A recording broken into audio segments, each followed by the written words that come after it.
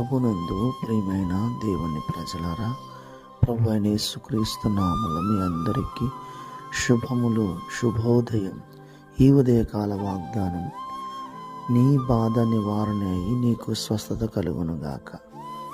అనేక సంవత్సరాలుగా ఒకే రకమైన వ్యాధి, ఒకే రకమైన పరిస్థితి నిన్ను భయంకరంగా బాధిస్తూ ఉంటే, హాస్పిటల్కి తిరిగి మనశ్శాంతి లేక, నెమ్మది లేక నీ జీవితంలో పడుతున్న వేదన నిన్ను బాధిస్తూ ఉంటే, ఇది నా దేవుడు వాగ్దానం చేస్తున్నాడు.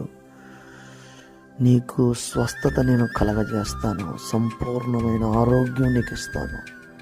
భయపడవద్దు.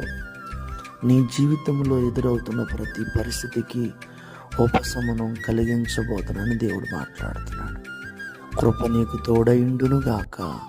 ఆమేన్.